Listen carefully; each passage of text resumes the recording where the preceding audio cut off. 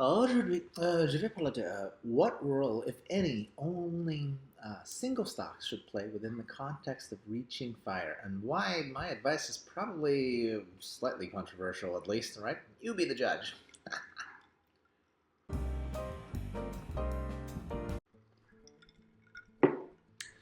Hey, Zempak here. So first, I thought of this line of a rant. Of course, again, because of a question that I saw on Reddit. I will link the original question in the description below. Okay.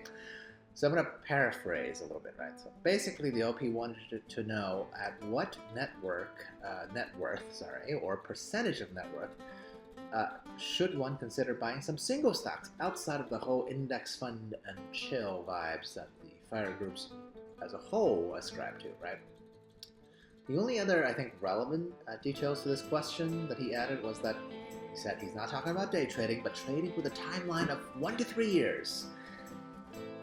As opposed to the usual 30 years for index funds, right? And that the reason that he was tempted by single picks was due to the wild ride that major players such as BTC, Palantir, and Nvidia has been on in the last, near-term past, okay?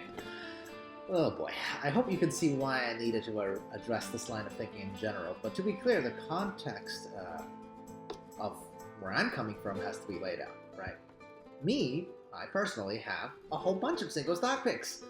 I do have plenty of index funds as well, but seriously, a significant proportion of my portfolio is in single stock picks. So the question then becomes, will I be arguing against my own constructed portfolio, especially since I was able to not only reach fire already, but I have already sustained it for a handful of years so far, okay? With very few ill effect. So let's find out, shall we?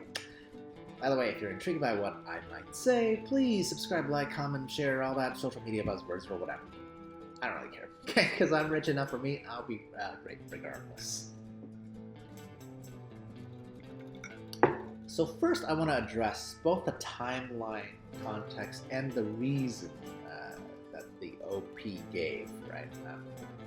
AKA, like, why he wanted to ask the question to begin with. Now, I find it funny that he immediately was like, oh, I'm not trying to day trade because that's basically a dirty word for anybody who's remotely financially responsible. And he knew it. That's why he said it, right? But why this random timeline of 1 to 3 years for single stock picks, right? To me, that makes as little sense as day trading, because if you look at a timeline of 1 to 3 years, it seems like maybe you're too lazy to trade more often, according to supposed market conditions, because you wouldn't also be considered patient enough of an investor for the long term either. So 1 to 3 years of timeline satisfy neither cases.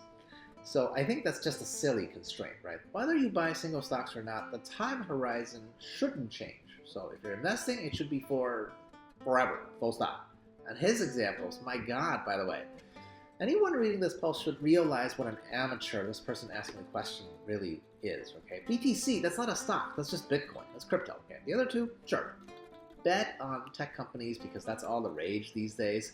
But just like any good investments, right? By the time you read about them in the newspaper, in the media, more likely than not, it's too late for the average investor, okay? So unless you know something the average consumer doesn't, it's just following the news. My goodness, chasing what's already on trend is never a recipe for success in terms of like returns. Here's my second point, though. Having said that, am I saying that one should never own single stocks? This, by the way, this is the consensus advice in that Reddit post comment section. Mostly everyone's like, never buy single stocks, that's gambling, blah, blah. And while philosophically I agree with that sentiment, practically, though, I say, sure, go ahead. Buy some single stocks. To me, it's not about reaching some net worth and then giving yourself permission to buy single stocks. It's all about controlling how much or what percentage of your net worth you want to devote to any type of investment, okay? And coincidentally, since the OP wanted to buy stocks partly because of that whole FOMO on crypto, because he mentioned Bitcoin, my advice here is actually the same advice that I give for crypto. Feel free to devote, I don't know, maybe like 1% of your net worth to either of these categories, right? Crypto or single stocks, if you're so inclined, okay? I still consider this type of investment gambling rather than investing, right? But I think people should be allowed to make their own mistakes. The reality is that people who are already good at saving and reading about finances, out of those people, everyone is tempted to imagine that they are the great investor at some point in their lives, right? So until you're allowed to simply take a leap and maybe fail, right? None of us will be convinced that we're not, in fact, our generation's own Warren Buffett. Okay? For that reason alone, I think I say go for single stocks, right? Just keep it to a very slim percentage to not jeopardize your overall financial goal. Now, I get it. I've just got some guy ranting, so I'm going to explain my own adventures, by the way, in this category, in single stock picking, okay? Just for me, I can have two different types of examples, right? Up until this point, I've picked maybe like a dozen single stocks. And for a while, I thought I was a genius, right? Because in the short term, again, in like 1 to 3 years, I thought I was doing great, you know. But now that I'm 10 years into the journey of single stocks versus my index funds, guess what? It all evens out, and I'm still slightly worse than the market. Is that a surprise? Okay, think about it like this. Everyone, including a dum-dum like me, I could look like a genius when the market overall is going well, but over a long enough horizon, just about nobody beats the market. That's reality, okay? I'm still working from my single stock picks towards more index funds, okay? That's one of my examples. The second example is where I chased a random investment that I thought was very volatile, which means high risk but also high upside, okay?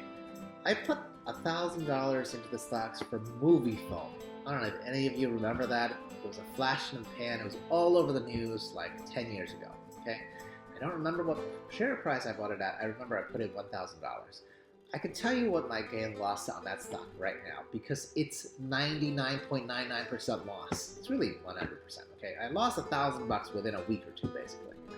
And I can imagine no better lesson for anyone against stock picking than my example of my single pick that is basically a medium pick, okay? Yeah, that one hurt. Losing 100% of your investment within a week. Think about that. So, in conclusion, I have made some mistakes in single stock picking, and I am passively, essentially, still trying to undo some of that right now, okay?